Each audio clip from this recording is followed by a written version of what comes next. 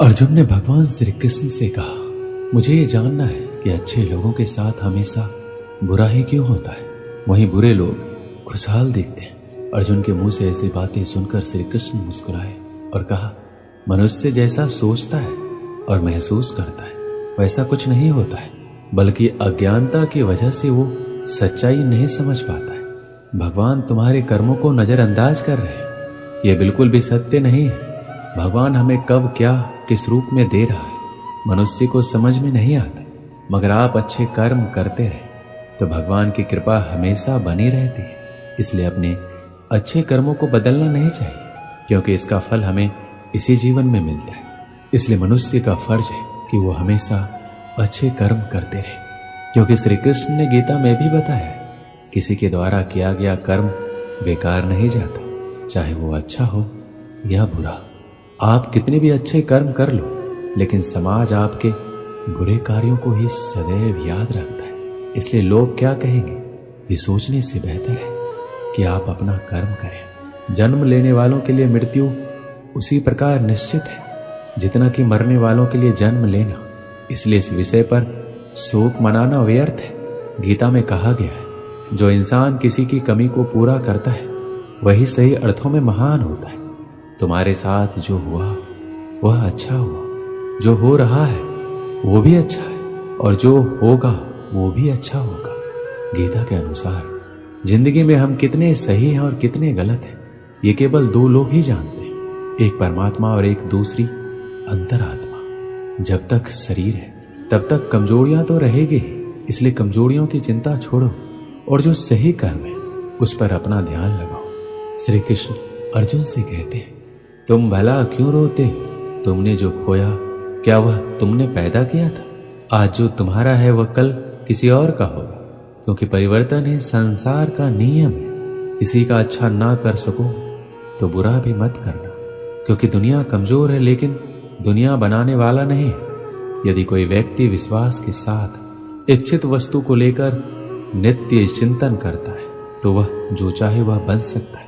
सच्चा धर्म यह है कि जिन बातों को इंसान अपने लिए अच्छा नहीं समझता उन्हें दूसरों के लिए भी प्रयोग ना करे। कोई भी व्यक्ति अपने विश्वास से बनता है, वह जैसा विश्वास करता है उसी अनुरूप बन जाता है। मन अशांत है और उसे नियंत्रित करना कठिन है, लेकिन अभ्यास से इसे वश में किया जा सकता है।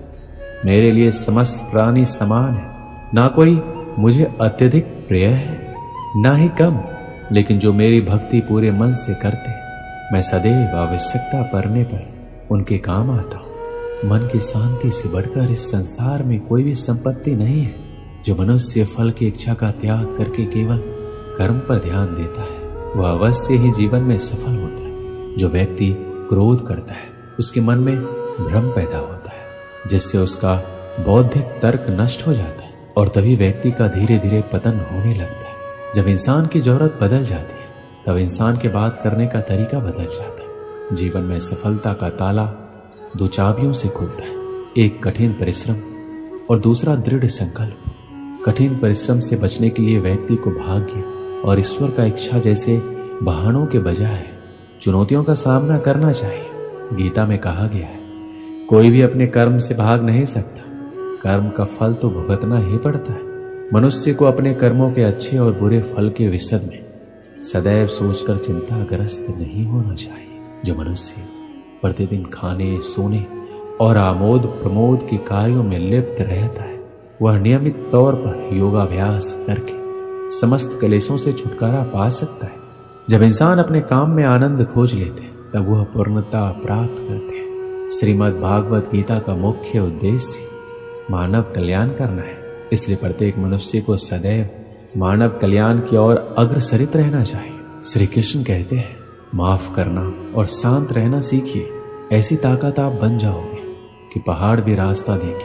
व्यक्ति को अपनी इंद्रियों को वश में रखने के लिए बुद्धि और मन को नियंत्रित रखना होगा। जो होने वाला है वो होकर ही रहता है और जो नहीं होने वाला है कभी नहीं होता। ऐसा निश्चय जिनकी बुद्धि में होता है उन्हें चिंता कभी नहीं सताती है। किसी भी व्यक्ति को ना तो समय से पहले और ना ही भाग्य से अधिक कुछ मिलता है, लेकिन उसे सदैव पाने के लिए प्रयत्नशील रहना चाहिए।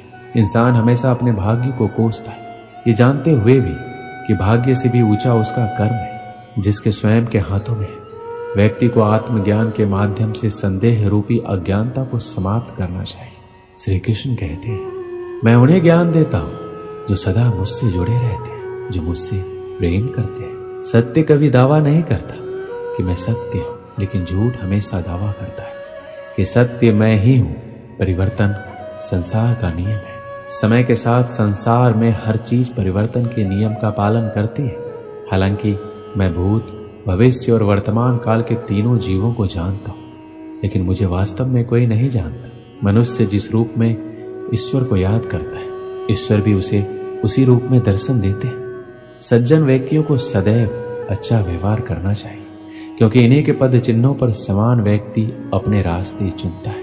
जो मनुष्य जिस देवता की विश्वास के साथ भक्ति करता है, मैं उस व्यक्ति को उसी देवता में दृढ़ता बढ़ा देता हूँ। सभी काम छोड़कर बस भगवान में पूर्ण रूप से समर्पित हो जाओ। मैं तुम्हें सभी पापों से मुक्त कर दूंगा। मैं सभी प्राणियों के हृदय में विद्वान हूँ। जो व्यक्ति मृत्यु के दौरान मेरा नाम लेता है, वह सदैव मेरे ही धाम को प्राप्त होता है। तुम बिना किसी कारण के चिंता करते और बेवजह घबराते हो। तुम तो आत्मा हो, जिसे ना तो कोई मार सकता है और ना ही जला सकता है। यही जीवन की सच्चाई है, जिसे प्रत्येक व्यक्ति को जानना चाहिए। ना तो ये शरीर तुम्हारा है, ना ही तुम इस शरीर के मालिक हो। ये शरीर 5 तत्वों से बना है, आग, जल, वायु, पृथ्वी और आकाश। एक दिन ये शरीर इन्हीं 5 तत्वों में विलीन हो जाएगा। श्री कृष्ण कहते हैं, जीवन में समय चाहे जैसा भी हो, अपनों का साथ बड़ा आवश्यक होता है। सुख हो तो बढ़ जाता है, दुख हो तो बढ़ जाता है। अपनों के साथ समय कब बीत जाता है पता भी नहीं चलता। किंतु सोचिए, यदि आपको ऐसे किसी स्थान पर छोड़ दिया जाए जहां आपका कोई संबंधी ना हो, आपका कोई अपना ना हो, कोई मित्र ना हो, तो क्या होगा? एक एक क्षण कितना लंबा लगने लगेगा। तब तक लगेगा जब तक आप किसी को अपना नहीं बना लेते। अब सवाल ये उठता है, आपका अपना कौन है?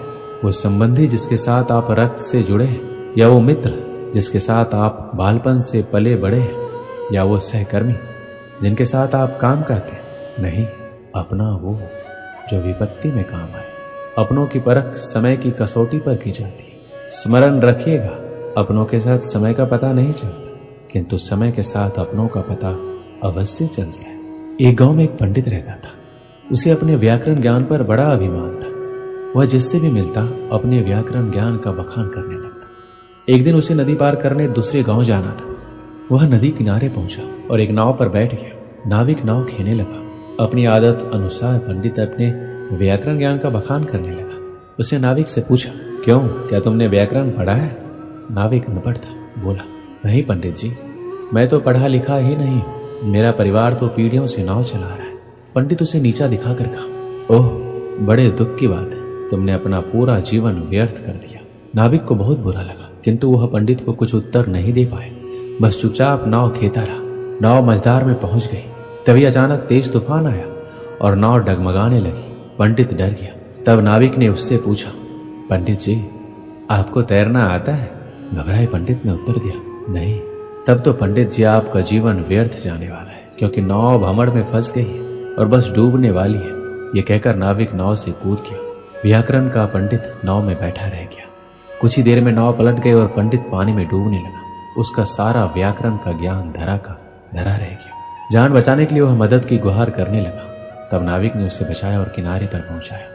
पंडित का अभिमान चूर चूर हो चुका था। वह समझ चुका था कि अपने ज्ञान पर अभिमान नहीं करना चाहिए। इस कहानी से हमें क्या सीख मिलती? हर व्यक्ति के विभिन्न गुण होते हैं जो उनके व्यक्तित्व को आकार देते हैं। ये गुण संयमित, दयालुता, संवेदनशीलता, उद्यमिता, सामर्थ्य, आत्मनियंत्रण आदि होते हैं। हर स्थिति में व्यक्ति को अपने गुणों का सही उपयोग करना चाहिए। यदि व्यक्ति अपने गुणों का सही उपयोग करता है तो उसे आत्म संतुलन, सम्मान और सफलता मिलती है। हालांकि व्यक्ति अपने गुणों पर अधिक अभिमान करता है और उन्हें उच्चता के रूप में देखता है, तो यह सब उसके लिए हानिकारक होता है। अधिक अभिमान उसके विचारों और व्यवहार में विमान पैदा करता है, जो समाज में सामाजिक संबंधों को अशक्त बनाता है। हर व्यक्ति में कोई ना कोई गुण अवश्य होता है। परिस्थिति के अनुसार वह गुण काम आता है। इसलिए अपने गुण का अभिमान नहीं करना चाहिए।